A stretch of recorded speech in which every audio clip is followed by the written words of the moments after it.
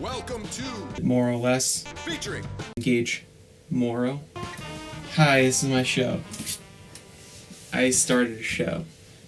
I turned my closet into a studio because I'm bored and I can't go anywhere. So, I thought, why not entertain you lovely people?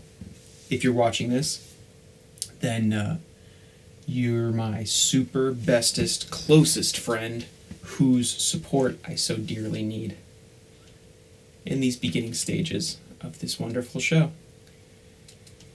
If you don't know who I am, I'm Gage Morrow. Weird name, I know, by my parents. I went to school in Boston, and I was living in the city for quite some time, but I'm in a great amount of student debt. Let me see. I'm in this much debt. You can see exactly how much debt I'm in. I'll get back to that in a moment, but do understand I am in a bit of student debt, so I moved back in with my mom in Connecticut. But in Connecticut, I discovered that I want to be a stand-up comedian, and I'm looking forward to that lifelong pursuit of that career. However, we are currently in the middle of a quarantine in the United States of America, as well as everywhere else around the globe. That's right, coronavirus. It sucks really bad. All the bars where I do all my open mics are closed, which means that I can't go anywhere to practice comedy. And I'm still $60,000 in debt. $60,600 in debt. The debt-o-meter is up to here. So I've moved back to Connecticut to live with my mother, rent-free, to pay off my student debt. The American dream. And I work at a factory now. I have a degree in film production, as you can see. So I decided to start a podcast because I'm a generic white male in the United States of America, and so by birthright I'm entitled to a podcast. It's not NPR, but I will do my best.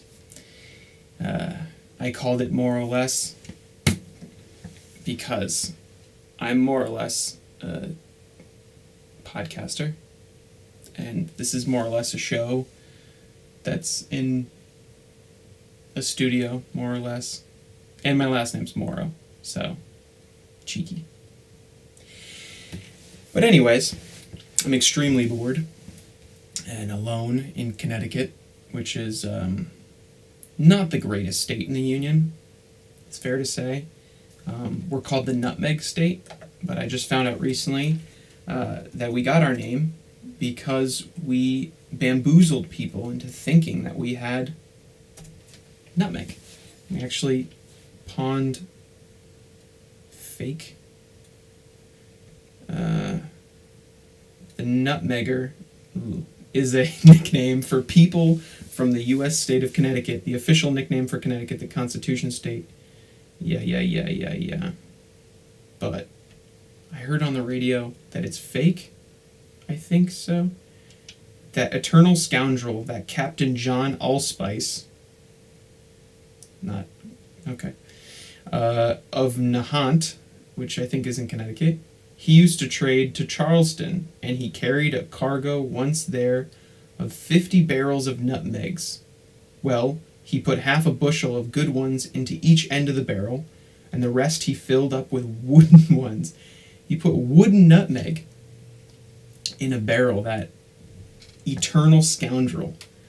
So like the real thing, no soul could tell the difference until he bit one with his teeth, and that he never thought of doing until he first bit himself. Well, it's been a standing joke with them Southerners again, us ever since. So the name of our state, again already not a great state, is named after a Khan. You heard it here first, folks. Everyone in Connecticut is an eternal scoundrel, according to Wikipedia. Yes, it is the quarantine. It's actually 420 today. So, you know what that means. Hitler's birthday. I know. Very sad. Very tragic. It's also some kind of stoner holiday, apparently. People thought it was because of, like, a police call. Like, we got a 420 in progress. But apparently it's just as simple as people smoking weed on 420. Breaking news. If I'm the first person you're hearing that from. Yeah, it's a great holiday filled with joy and happiness and intoxication, and now everyone can get high because they're stuck inside. This quarantine really does suck. But I hope over the course of however long I can keep this going in my paint fume-ridden closet that I can bring some entertainment during your quarantine times. How you doing? Doing good? You holding up? You with your spouse, or girlfriend, or boyfriend, or friend? You keeping it together? I hope you're keeping it together. I don't want the divorce rate to go up, because then there'll be more people like my mom and dad. Just kidding. Divorce is just going to stay the same anyways. It doesn't really matter. What matters is that I never finished Boy Scouts, and I'll tell you why. It's because I had a terrible Boy Scout leader, and I blacked out her name. I don't remember her name, thank God. But we went on a camping trip for Boy Scouts, and we were split into 2 groups, and each of those groups got to vote on which food they would have during their stay at camp. Now, I was part of, let's just call it Group B, and Group A had voted that they wanted tacos for their meal. Prepared, cooked over the fire, very Boy Scout tradition. Group B, which I was in, voted for beef stew. Now, I do not like beef stew, but I was willing to just chow down, get right through it, you know? We're camping, we're in the outdoors, might as well enjoy it, right? Well, I finished my beef stew after being outvoted for a much less refined palate. And my entire group and I ate our beef stew, but the scout leader's son, who was in Group A, the preferable taco, the coveted taco group, he didn't finish his tacos, and he was offering it to his fellow Group A members. And none of them wanted it, so I, a hungry and eager young man with a spicy palate, was like, oh, I'll have it. Can I have your taco, please? I was like 10, I think, or 11. Early enough to remember trauma, discrimination, because I was in Group B. But I asked for his taco, respectfully, and disrespectfully. His mother, my troop leader, refused to let me have the taco because it was not part of my group's meal plan. Now, let's not forget, he didn't want it. No one in his group wanted it. Gage wanted it. I wanted that taco. And she refused to let me eat it. I wanted that taco so bad. It was... You know, like, why... I could have had it, you know? She let it go to waste. Literally. I think that's when it started. She would later have me miss an archery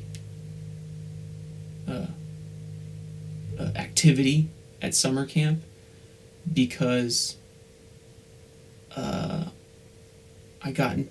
What happened? I don't know, but just trust me, it wasn't my fault. And I got to miss shooting at a watermelon. I stopped at Webelow And if you don't know anything about Boy Scouts, Webelos, like, it's like you start, and then that's where I was. Looking back on it, Boy Scouts seemed pretty lame, but it's also like, I could have been an Eagle Scout. I could have got as much respect as an Eagle Scout would have gotten. And it was kind of sad as you age out of Boy Scouts. So it's not like I can go back now and like get my GED for Boy Scouts. You just age out. I guess that makes sense. You don't want any creepers hanging around little kids. Probably smart, but Boy Scouts don't have such a good reputation of keeping creepers away from little boys. But I'd much rather be a Boy Scout than a Girl Scout. I can tell you that much. Because Girl Scouts, what do we think of when we think of Girl Scouts? Exactly. Skirting child labor laws. Because Girl Scout cookies are not sold on shelves at supermarkets. They are pushed by underage girls, little, cute, innocent children. Their product is being pushed on a black market for cash. It's despicable, quite honestly. You got these kids working the street corners, pushing product, and they only get such a tiny fraction. Back to the troop. It all goes back to the troop, man. It's a fucking Ponzi scheme of confectionery, or whatever you call cookies, of baking, it's a Ponzi scheme, man.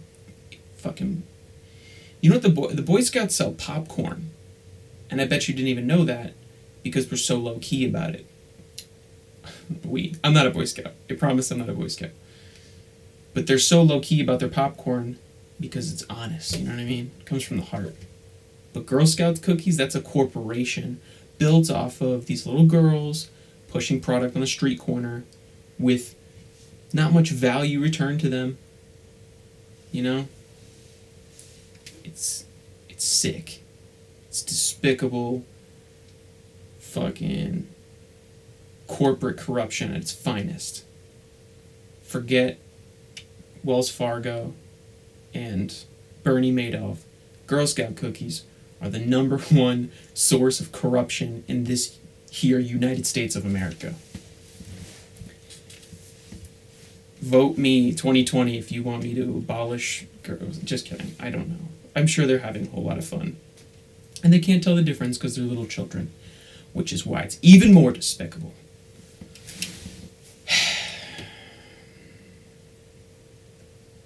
I think the quarantine sucks because it tells you not to do all the things your human instinct is to do. I question touching and itching my face now. If I just cared about my skin a little bit more, put a little bit more product on, might avoid that kind of itchy sensation. But it sucks because it's you gotta itch your nose sometimes or scratch your, I don't know, you touch your face a lot. You never really think about it until you're told not to by the government. But if this stops anything, I hope it stops people from licking their fingers before they turn pages. I never got that. Even as a kid, it freaked me out that they I don't even like licking my own finger. That's where you. That's so gross. Why? And your teachers, you don't really you're a little kid. You're kind of freaked out by your teachers too, and then they lick your paper. It's ugh, don't. I would actually tear off a corner that they licked and put it in my folder. I would just leave the little licked corner. I wasn't a germaphobe or anything. It just freaked me out that their spit would be on my test after I got a D. Literally spitting in your face. Just kidding. I never got a D on anything. Maybe I got 1 D one time. I wasn't really a great student in high school, to be honest. Which is why why I ended up in my closet at my mom's house. It was This is great. I can't wait for this quarantine to be lifted. I didn't know what I wanted to do with my life, and then I discovered stand-up comedy, and that's exactly what I want to do with my life. I have like 3 major life goals. Like, make a living off of comedy, be the most well-known Gage ever. Like when people are like, oh, Gage is a weird name, you know? It's short for mortgage. No, just kidding. It's just Gage. It's not short for anything. It comes from a Stephen King book, Pet Sematary. But I want to be the most well-known Gage. Like, oh, Gage, that's a cool name. Like Gage, like the comedian who tours the world in 5 languages. I have Duolingo, so I'm set. And then number 3 is probably to fly past the stratosphere. Because I saw like an article for that one time that Russell Brand. Not Russell Brand. Fuck. Virgin Mobile owner.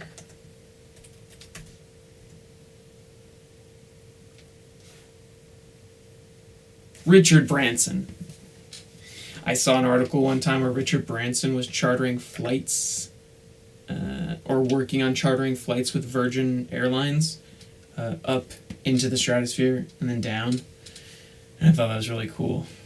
It's not the edge of space. Everyone's saying like, oh, it's the edge of space. No. I mean, there's like the biosphere, stratosphere, thermosphere, exosphere, magnetosphere. There's a lot of spheres. It's not space, edge of space really, but it's cool because you see the curvature of the Earth. You can see like, it's not like blue anymore, I guess. That's why people call it the edge of space. It would just be cool. I want that. I would also be one of those people who occupy Mars. You know, if they sent like a mission to Mars, I think I would be on one of those. Maybe not. Maybe like the second group. No, I don't know. It would be cool because it's like you're not going to come back. You're definitely going to die on Mars. But how cool would that be? You know what I mean? Like, where do you die? Oh, I died like 40 miles from where I grew up, you know. I guess this is people talking to each other in the afterlife. But like dying on Mars, like imagine having a gravestone on Mars. It'd be pretty fucking dope. I don't know though. I like the internet. I wonder if the internet would be the same on Mars. I guess if they... No, it's probably not. Earth is nice. Mars is like extreme camping. Like if you have all the niceties of your house, why would you go camping? So if you have all the niceties of Earth, a sustainable atmosphere, why would you go to Mars? I don't know.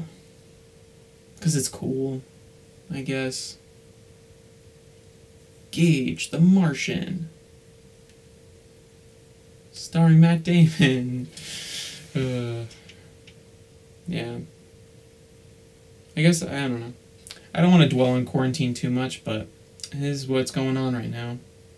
Hopefully I'll look back on this first episode and be like, oh, it wasn't that bad.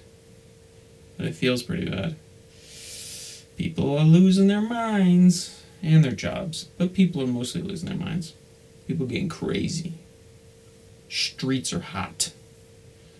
All about that Rona. COVID-19. I'm touching my face again. I'm gonna die. I'm such a ill-prepared person. I don't follow rules well either. I am wearing my mask. I'm wearing my gloves. Even at work. God, I can't wait to be out of debt. I'm sure people watching at home, you'd understand student debt sucks. Real bad. Can't go bankrupt out of it.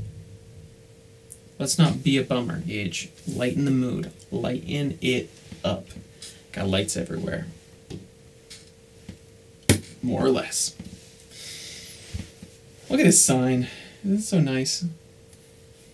More or less. I made that myself. Out of cardboard. right before I started recording. I'm so prepared. I really hope people like this. And by people, I mean, of course, my friends on this very first episode. The very first people who will be in on the ground floor of this groundbreaking podcast experience. You're gonna tell your friends, and you're gonna share this video, and you're gonna spread the love because your friend Gage is so funny, just side-splittingly funny, just so entertaining. You'll be like, please watch this video. It's magic. It will cure your anxiety or whatever. Probably not. I came to the conclusion that I've had anxiety my whole life, which is weird.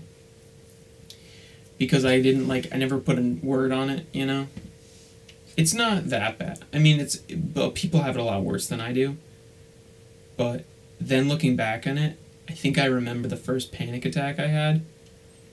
I made out with this girl next door to me, my neighbor, when I was a kid, and we were making out on my trampoline, and then my older brother came into the backyard, and he saw us, and then I quickly separated from this girl, and then I felt so uncomfortable.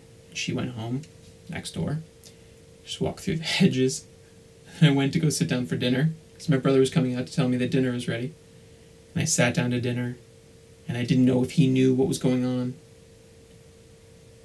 And then he said something about, I don't know, at the time, everything was ringing in my ear, Saving Private Ryan landing on the beach.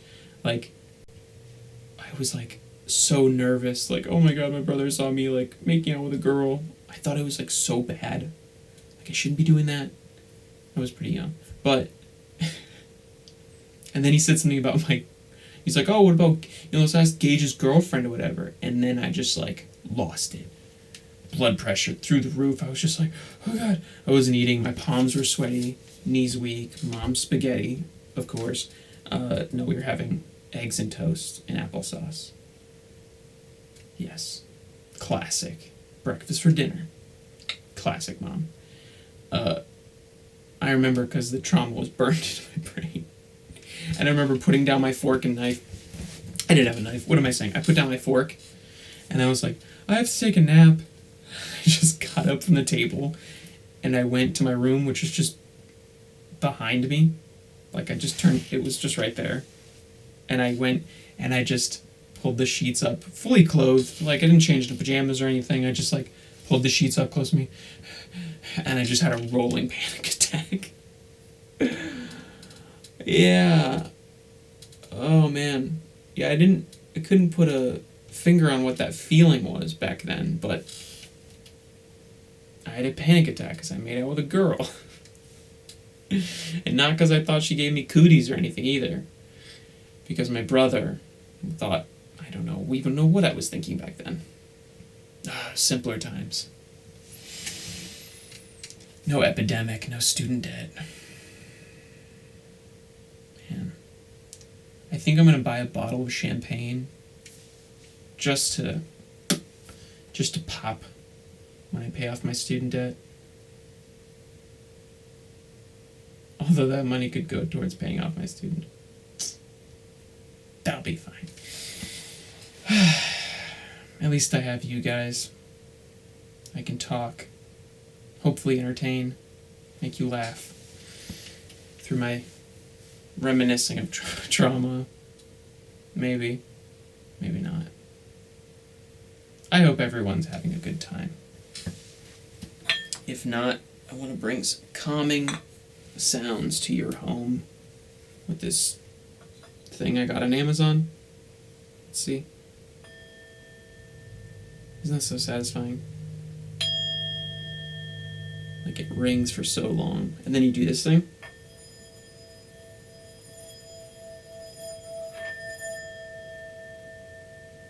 This is so cool.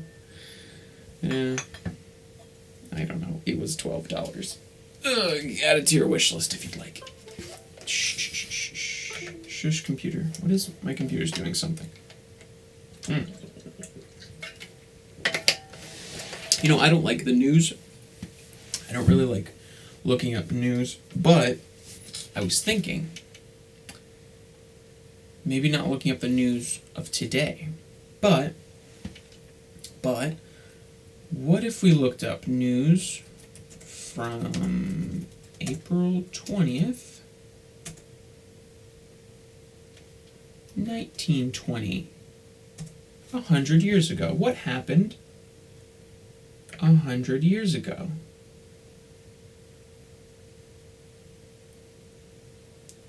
Delaware turned down the chance to become the necessary 36th state to ratify the 19th Amendment to the United States Constitution.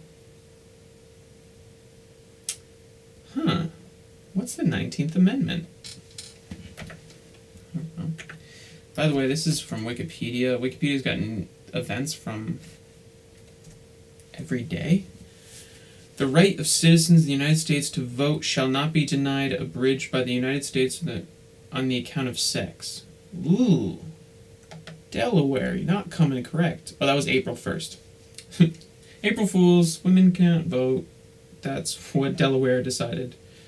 Bastards. Alright, here we go. April 20th, 1920, 100 years ago. Tornado killed 155 people in the U.S. states of Mississippi, Alabama, and Tennessee. Whoopsie.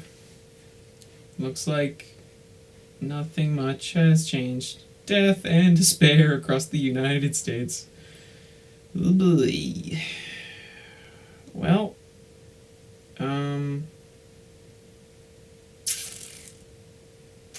that sucks. Any good news? April 20th? 1920?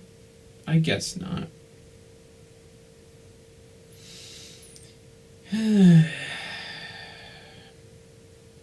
Maybe not that great.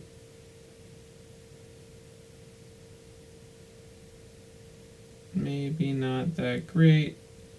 Maybe everyone just died, and that's just what happens because history repeats itself. Alright, what about 50 years ago? 1970? 1970. April 20th, 1970. What happened?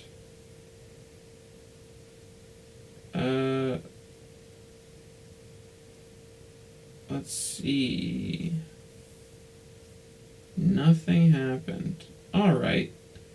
So it's just quarantine and tornadoes. Fun. Isn't history so fun? Alright, well, we could cheer up this day. Maybe not. Maybe that's just where we have to leave it, you know? First episode of More or Less in the bag. That's good news. April 20th was the day that soon-to-be world-famous comedian Gage Morrow created his first episode of his personal podcast, More or Less. And you can tell your friends exactly where you were the day that you watched him debut his podcast. I think I'm getting high because I painted my wall just for this. I painted a studio wall because everything else around here is just closet. And I painted this, and I used outdoor paint, which is stronger. This is for like sheds and doors and shit. Not your closet, a confined space. Maybe equal to that of a prison cell with no ventilation. So yeah. I might have taken off a couple years from my life. Sure. It's still a little sticky, not gonna lie. It's not wet, but it smells. I lit a bunch of candles and incense, and I don't think it helped. But it helped More or less. I'm really just gonna milk that, am I? Okay, we have to stop. I have like a fixation. Well, either way, I'm gonna stop before I embarrass myself further. My name's Gage Morrow. I'll see you on the next episode of More or Less. Because you have to. Bye.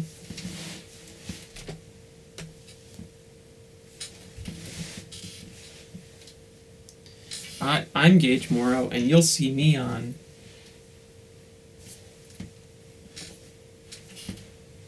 More or Less.